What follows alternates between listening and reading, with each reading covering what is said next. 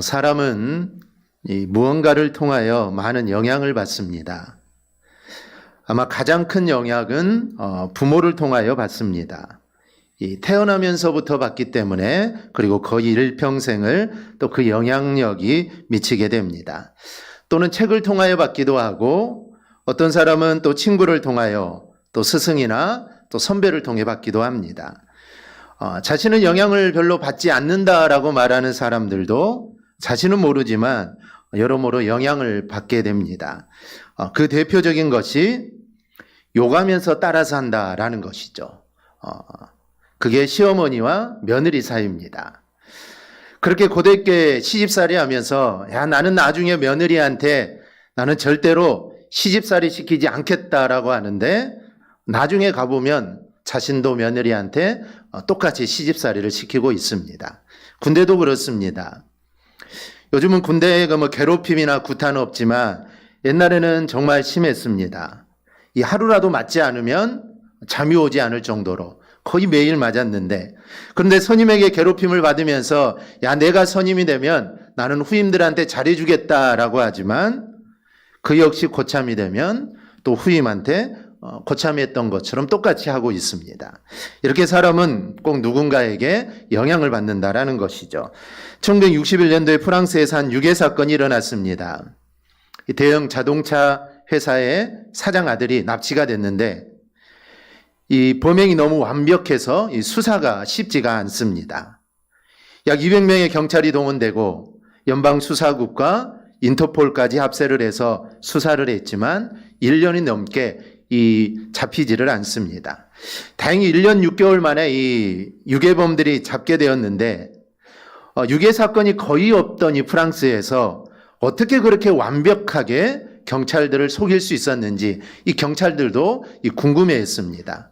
근데 결과가 매우 놀라웠는데 이들은 미국의 한 추리소설인 강탈자라는 추리소설을 보고 거기에 나오는 그대로 범행을 준비했다는 겁니다.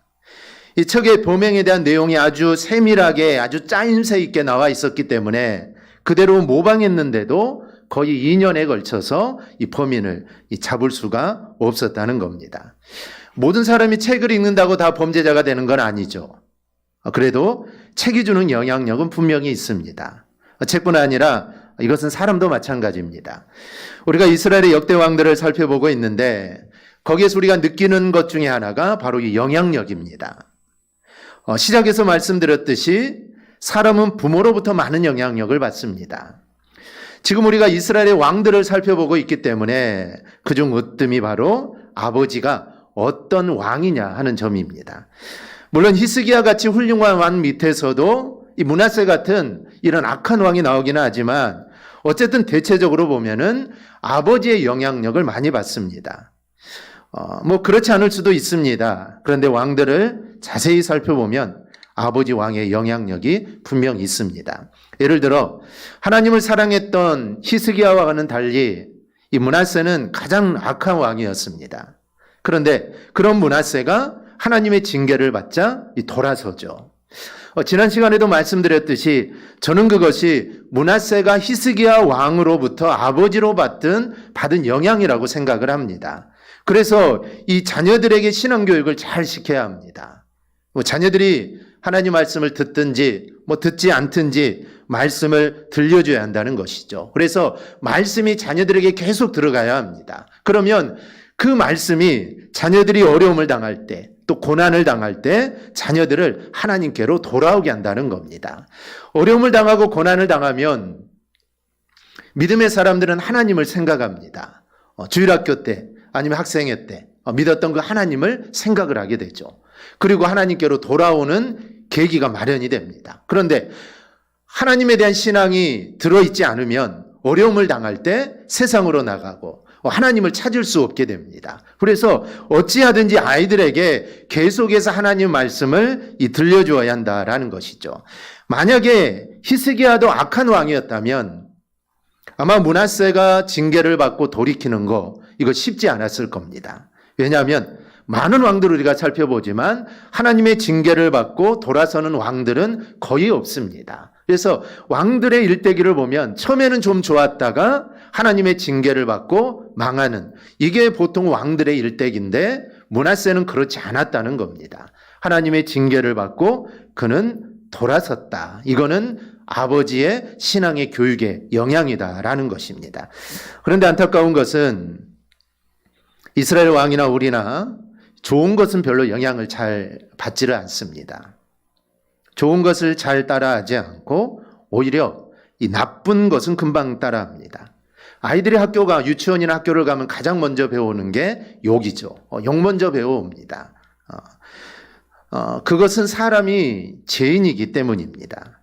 본질적으로 죄인인 사람들이 악을 행하는 것, 이거는 자연스럽습니다. 그런데 선을 행한다는 것은 이게 어렵습니다. 사람들이 다른 사람의 좋은 것을 따라하고 영향을 받으면 참 좋은데 그렇지 않습니다. 나쁜 것만 금방 따라하죠.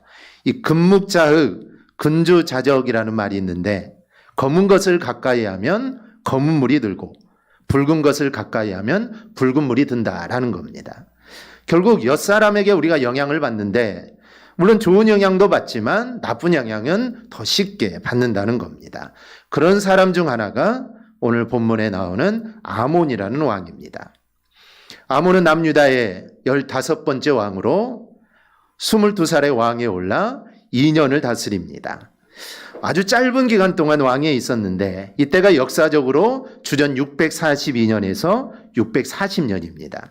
아몬은 어떤 왕일까요? 첫째, 아몬은 악한 왕이었습니다. 오늘 22절에 말씀하는 대로 그대로입니다. 그의 아버지 므낫세의 행함같이 여호와 보시기에 악을 행하여. 오늘 본문은 아몬이 악한 왕이라고 기록되어 있습니다. 우리가 므낫세가 악한 왕이라는 건 알고 있지만 그래도 므낫세에게 선한 모습도 있었습니다. 그런데 이 아몬이라는 왕은 아버지의 악한 것들을 보고 배웠다라는 것이죠. 그래서 아몬이 악한 왕이 된 것은 아버지의 므낫세를 따랐기 때문이다라고 합니다. 아몬 왕의 이야기를 열왕기하 21장 19절을 보면 어머니에 대한 이야기도 나옵니다. 아몬이 왕이 될 때 나이가 22세라 예루살렘에서 2년간 다스리니라. 그의 어머니의 이름은 무슬레메시요 욥바 하루스의 딸이더라. 아몬의 어머니는 무슬레메시인데 욥바 하루스의 딸이라고 합니다. 무슬레멧은 므낫세의 부인이죠. 학자들은 이 무슬레멧이 당시에 남방 아라비아에게서 흔히 쓰는 이름이기 때문에 남방 아라비아계 여인이다라고 말을 합니다. 즉 므낫세의 부인은 이스라엘 유대 사람이 아니었다는 것이죠. 이방 여인이었다는 겁니다. 학자들의 이 말을 받아들인다면 마치 북이스라엘의 왕 아합이 시돈왕 엣바알의 딸 이세벨과 결혼해서 그가 우상 숭배자가 된 것처럼 므낫세는 이방 여인과 결혼함으로써 역시 우상 숭배자가 되었다라고 우리가 볼 수가 있습니다. 그리고 그 아들 아몬도 아버지 므낫세와 함께 남방계 이방 여인인 어머니의 영향을 많이 받았다라고 우리가 볼 수가 있습니다. 우리는 여기서 솔로몬을 생각해 볼 필요가 있습니다. 솔로몬은 정말 훌륭한 왕이죠. 그런데 솔로몬이 타락한 이유가 있습니다. 바로 이방 여인들을 아내로 맞아들이기 시작하면서부터 솔로몬은 타락을 하게 되죠. 열왕기상 11장 1, 2절입니다. 우리 한음성으로 우리 함께 봅니다. 솔로몬 왕이 바로의 딸 외에 이방의 많은 여인을 사랑하였으니 곧 모압과 암몬과 에돔과 시돈과 헷 여인이라. 여호와께서 일찍이 이 여러 백성에 대하여 이스라엘 자손에게 말하기를 너희는 그들과 서로 통혼하지 말며 그들도 너희와 서로 통혼하게 하지 말라. 그들이 반드시 너희의 마음을 돌려 그들의 신들을 따르게 하리라 하셨으나 솔로몬이 그들을 사랑하였더라. 즉 하나님은 일찍이 경고를 했습니다. 그럼에도 불구하고 솔로몬은 이방 여인을 맞아들이게 되고 사랑하게 되죠. 그렇게 된 결과가 4절 5절입니다. 우리 한음성으로 함께 봅니다. 솔로몬의 나이가 많을 때에 그의 여인들이 그의 마음을 돌려 다른 신들을 따르게 하였으므로 왕의 마음이 그의 아버지 다윗의 마음과 같지 아니하여 그의 하나님 여호와 앞에 온전하지 못하였으니 이는 시돈 사람의 여신 아스다롯을 따르고 암몬 사람의 가증한 밀곰을 따름이라. 아멘. 그리고 6절 이후를 보면 이제 솔로몬이 우상을 섬기는 이야기가 나옵니다. 그러니까 솔로몬이 타락하게 된 결정적인 이유가 우상을 섬기는 여인들을 사랑했기 때문입니다. 이방 여인을 사랑하여 이방 여인 섬기는 우상들을 자신도 섬겼다는 것이죠.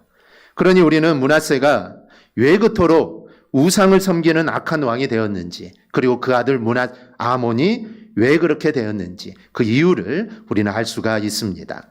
유명한 이야기 중 맹자 이야기가 있습니다. 우리가 잘 아는데, 맹자가 어렸을 때 아버지를 여의고 어머니와 공동묘지 인근의 집에서 삽니다. 그런데 어린 맹자가 무덤을 파는 인부들의 흉내를 내는 겁니다. 그래서 어머니가 안 되겠다 싶어서 이사를 했는데, 이번에는 이사한 곳이 장터 근방입니다. 그러자 이번에는 맹자가 장사꾼 흉내를 내는 겁니다. 그래서 어머니는 국리 끝에 이번에는 서당 옆으로 이사를 하죠. 그러자 맹자는 글을 읽는 흉내를 내었고, 그는 아들을 보면서 어머니는 그제서야 안심했다는 겁니다. 그래서 맹모 삼천지교라는 그 고사가 생겨나게 됩니다. 이렇게 사람은 환경의 영향을 받습니다. 아문글은 이방 여인이며 이방신을 섬기는 어머니의 영향을 받아 우상을 섬기는 악한 왕이 되고 맙니다. 이런 면들을 볼 때 가정에서의 부모의 우리의 모습이 참 중요하다라는 것을 우리는 알 수가 있습니다. 자녀들에게 우리가 어떠한 모습을 보이느냐에 따라 자녀들에게 선한 영향력을 줄 수도 있고, 아니면 부정적인 영향력을 우리는 줄 수도 있습니다. 우리의 자녀들이 삐딱하게 자라고 내가 생각하는 것처럼 그렇게 바르게 자라지 못하는 경우가 있는데, 자녀들에게 원인이 있을 수 있고 친구들에게 원인이 있을 수도 있지만 부모에게도 반드시 원인이 있습니다. 그래서 가정에서 어떠한 모습들을 우리의 자녀들에게 보여주느냐, 이건 정말 중요합니다. 9월 4일부터 우리 90일 성경 통독이 시작됩니다. 저는 이 90일이 우리 자녀들에게 부모로서의 좋은 모습들을 보여줄 수 있는 좋은 기회다라고 생각을 합니다. 90일이 짧을 수도 있고 아니면 길 수도 있습니다.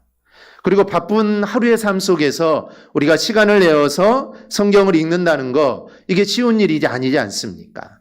어떤 성도들은 1년 내내 교회에 와서 성경 읽지, 집에서 아니면 다른 데서 성경을 펴보지 않는 성도들도 아마 거의 대부분일 것입니다. 그래서 내가 시간을 정해놓고 내가 하루에 얼마씩 정해진 본문을 읽는 거, 이거는 절대 쉬운 일이 아닙니다. 하지만 성경을 읽는 모습이 자녀들에게 좋은 영향력을 반드시 끼치게 될 것입니다. 그래서 어린 자녀들, 아니 자녀들과 함께 사는 우리 부모들은 이런 모습들을 우리 자녀들에게 보여주어야 합니다. 그러니 한번 우리가 도전해 보시기를 바랍니다. 반드시 하나님의 은혜가 있을 것입니다. 그리고 그 은혜가 자녀들의 삶 속에 흘러가기를 축복합니다.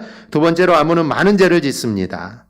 22절 23절을 보면 그의 아버지 므낫세의 행함같이 여호와 보시기에 악을 행하여 아몬이 그의 아버지 므낫세가 만든 아로새긴 모든 우상에게 제사하여 섬겼으며, 이 아몬이 그의 아버지 므낫세가 스스로를 겸손함같이 여호와 앞에서 스스로 겸손하지 아니하고 더욱 범죄하더니.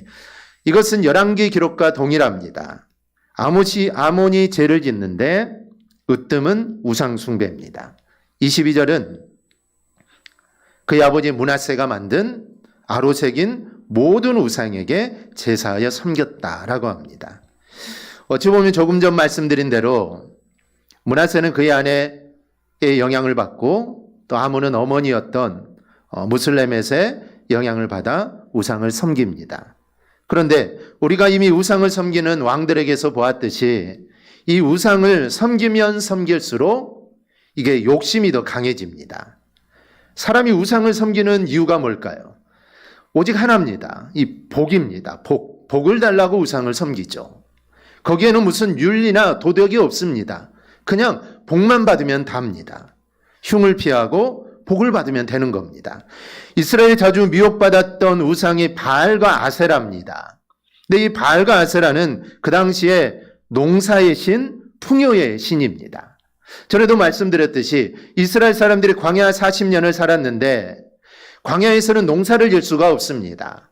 그리고 애굽에서 나왔던 이 만 20세 이상의 모든 사람들은 다 죽었기 때문에 애굽에서 어떤 일이 있었는지 아는 사람들이 없습니다. 농사도 안 해봤죠. 그리고 가나안에 들어갔는데 농사를 해야 합니다. 한 번도 하지 않았던 일들을 이제 해서 그것을 잘해야만 이제 먹고 살 수 있게 되는 거죠. 근데 농사를 할 수가 없습니다. 기술도 없죠. 씨앗도 없을 겁니다. 그런데 애굽 그 가나안 사람들에게 들어보니 농사를 잘하려면 바알과 아세라를 섬겨야 된다는 겁니다. 왜냐하면 이 신이 농사의 신이라는 겁니다. 비도 주고 풍요롭게 많은 것을 얻게 하는 신이 바알과 아세라는 것이죠. 그럼 여러분들은 어떻겠습니까? 여러분 섬길 겁니까? 안 섬길 겁니까? 아마 대부분 섬기겠죠. 농사는 해야 되고 어떻게 하는지도 모르고. 근데 섬기면은 농사도 잘 된다고 하니 하나님은 농사의 신은 아니신 것 같고 그래서 그들은 섬깁니다. 밀곰이나 몰록, 가나안 우상 다 마찬가지입니다. 근데 한번 생각해 보십시오. 농사를 잘 되게 하는 풍년을 주는 신이 있는데 여러분 하나만 섬기면 좋을까요? 두 개를 섬기면 좋을까요? 이왕이면 두 개가 좋겠죠. 하나 섬기는 것보다 두 개가 좋고 두 개보다는 세 개가 좋습니다. 한 신이 실패하더라도 두 개 신이 남아있으니 많이 섬길수록 좋다라는 것이죠. 확률이 높아가는 것입니다. 그래서 그 당시의 사람들은 모든 우상을 섬기는 겁니다. 우상이라는 우상은 다 섬기는 거죠. 나에게 손해되는 것도 아닌데 하나님은 하나님만 섬기라 하죠. 우상 섬기면 벌을 주는데 우상은 이 우상 섬기고 저 우상 섬겨도 아무 말 하지 않습니다. 그래서 모든 우상들을 겸하여 섬긴 겁니다. 아몬이 그의 아버지 므낫세가 만든 모든 우상, 그 우상에게 제사를 하고 섬겼다는데 바로 이런 이유에서 우리가 찾아볼 수 있습니다. 그런데 아몬이 모르는 게 있습니다. 그런 모든 우상들은 들을 수도 말할 수도 없는 사람의 수공물이라는 것이죠. 10개 아니라 100개를 섬겨도 복은 없습니다. 이 사실을 아몬은 몰랐다라는 것이죠. 갈멜산에서 엘리야와 바알과 아세라 제사장들의 대결도 마찬가지입니다. 850명이라는 이방 제사장들이 자기의 몸을 해하면서 피를 흘리면서 그들의 신을 불렀지만 그들의 신은 응답이 없었습니다. 왜냐하면 그들의 신은 그들이 만든 아무 말도 할 수 없는 수공물이기 때문입니다. 왜 그러면 모를까요? 불신앙과 욕심에 사로잡혀 있기 때문입니다. 사람이 불신앙과 욕심에 사로잡히면 이게 정신이 없습니다. 그리고 또 하나, 아몬은 므낫세가 하나님의 징계를 받아 말년에 하나님 앞에 겸손하게 무릎을 꿇었던 것을 본받지 않았다라고 말씀을 합니다. 하나님 앞에 겸손하지 않고 더 교만하여 죄를 지었다는 것이죠. 즉 그의 아버지 므낫세가 하나님께로 돌아온 것을 아몬은 알았습니다. 그런데도 그걸 본받지 않고 악한 죄를 지었다라는 것이죠. 사실 이 교만이 문제입니다. 예나 지금이나 사람을 범죄케 하는 이 교만이 한 몫을 단단히 합니다. 교만하면 자신의 눈에 오직 자기만이 보이기에 사람을 무시하고 하나님을 무시합니다. 오직 자신이 제일이죠. 그래서 교만하면은 자신이 제일 훌륭한 것 같고 자신이 하나님을 제일 잘 섬기는 것 같습니다. 그러나 하나님 앞에 바로 선 사람은 언제나 자신을 보고 하나님 앞에 자신의 연약함과 부족함을 늘 인정하는 사람이죠. 이런 사람들은 어떻게 할까요? 부족하기에 늘 기도합니다. 그러기에 당연히 말과 행동에 겸손이 나오게 되고 그런데 아몬은 그렇지 않았다라는 것이죠. 결국 아몬은 어떻게 될까요? 부하들에 의해 죽임을 당합니다. 24절 25절에 기록된 대로 아몬이 너무 악하니까 그 신하들이 아몬을 죽입니다. 그런데 백성들이 아몬을 죽인 사람들을 죽이고 아몬의 아들 요시아를 왕으로 세웁니다. 아마도 아몬을 죽인 이 신하들은 아몬을 죽이면 자기들의 세상이 올 줄 알았을 겁니다. 그래서 내가 왕이 될 수도 있겠다라는 그런 상상을 했겠죠. 왜냐하면 쿠데타 아닙니까? 쿠데타를 하면은 쿠데타를 한 사람이 왕이 되는 게 보통 그렇습니다. 우리가 북이스라엘의 왕들을 살펴봤는데 북이스라엘의 역사를 보면 반란이 잦았습니다. 왕을 죽이고 그 왕을 죽인 장군이 왕이 되는 경우 이게 종종 있죠. 그런데 남유다는 그런 일이 단 한 번도 없습니다. 왜 그럴까요? 그 이유는 하나님이 다윗과 맺은 약속 때문입니다. 역대상 17장을 보면 성전을 지을 마음을 갖게 된 다윗에게 하나님이 이런 약속과 복을 줍니다. 나는 그의 아버지가 되고 그는 나의 아들이 되리니 나의 인자를 그에게서 빼앗지 아니하기를 내가 내전에 있던 자에게서 빼앗음과 같이 하지 아니할 것이며 내가 영원히 그를 내 집과 내 나라에 세우리니 그의 왕위가 영원히 견고하리라 하셨다 하라. 이 내가 내전에 있던 자에게서 빼앗은 것 같이, 즉 사울에게서 빼앗아서 너 다윗에게 준 것 같이 앞으로는 내가 그렇게 하지 않겠다는 겁니다. 그래서 너의 아들들이 계속해서 왕위에 있게 될 거다라는 약속을 하죠. 이 말씀을 들은 다윗이 23~4절에서 이렇게 감사 기도를 합니다. 여호와여, 이제 주의 종과 주의 집에 대하여 말씀하신 것을 영원히 견고하게 하시며 말씀하신 대로 행하사 견고하게 하시고 사람에게 영원히 주의 이름을 높여 이르기를 만군의 여호와는 이스라엘의 하나님 곧 이스라엘에게 하나님이라 하게 하시며 주의 종 다윗의 왕조가 주 앞에서 견고히 서게 하옵소서. 그러니까 하나님은 다윗의 후손을 왕위에서 떠나지 않게 하신다는 약속을 하십니다. 그리고 하나님은 그 약속을 신실하게 지키신다라는 것이죠. 북이스라엘과는 그런 약속을 한 적이 없습니다. 하지만 남유다하고는 하나님이 그런 약속을 하신 것이죠. 아몬을 죽인 자들은 왕이 된다고 생각했을 겁니다. 그러나 하나님은 백성들의 마음을 움직여서 그 신하들을 죽이고 다윗의 왕가를 계승하도록 하십니다. 그러나 아몬은 자신들의 신하에게 죽임을 당하는 비참한 신세가 되고 맙니다. 그 모든 것이 심은 대로 거둔 것이죠. 그러기 위해서 우리는 잘 심어야 하고 또한 좋은 것을 심어야 합니다. 이 갈라디아서 6장 7절의 구절을 보면 우리가 어떻게 심어야 한가를 말씀합니다. 스스로 속이지 말라. 하나님은 업신여김을 받지 아니하시나니 사람이 무엇으로 심든지 그대로 거두리라. 자기의 육체를 위하여 심는 자는 육체로부터 썩어질 것을 거두고 성령을 위하여 심는 자는 성령으로부터 영생을 거두리라. 우리가 선을 행하되 낙심하지 말지니 포기하지 아니하면 때가 이름에 거두리라. 아멘. 사람이 무엇으로 심든지 그대로 거둔다는 겁니다. 그러니 육신의 소욕을 따라 심어서는 안 됩니다. 하나님께서 기뻐하시는 것들을 심어야 합니다. 그리고 힘들다고 낙심하지 않으면 반드시 좋은 것을 거두게 될 거다. 이게 우리 주님의 약속입니다. 우리가 아몬을 통해 두 가지를 배웁니다. 선한 영향을 끼치고 좋은 것을 심는 사람이 되어야 한다라는 겁니다. 우리 모두도 누군가에게 좋은 영향력을 끼치는 삶이 되기를 축복합니다. 가정에서는 자녀들에게, 또 직장에서는 직장 동료들에게, 또 학교에서는 친구들에게, 그리고 교회에서는 서로 성도들에게 좋은 영향력을 끼치는 우리 성도들이 될 수 있기를 바랍니다. 그리고 좋은 것을 심어야 합니다. 선한 것을 심어야 합니다. 그러면 때가 되면 여러분 반드시 거둡니다. 왜냐하면 하나님 반드시 거두게 하시기 때문입니다. 우리가 이 사실을 잊지 말고 오늘 아몬처럼 사는 것이 아니라 아몬과 정반대의 삶을 살아 하나님의 기쁨이 되는 삶을 살아가기를 주님의 이름으로 축복합니다. 아멘. 기도하겠습니다.